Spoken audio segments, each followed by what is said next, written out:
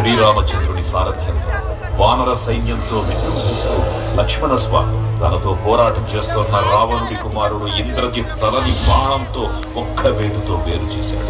ఇంద్రజిత్ మరణవార్త విన్న రావణుడు ఆవేశంతో ఊగిపోయాడు. ప్రతీకారం కోసం పాతాళలోకాధిపతి తన సోదరుడు మహిరావణుడి సహకారం కోరాడు.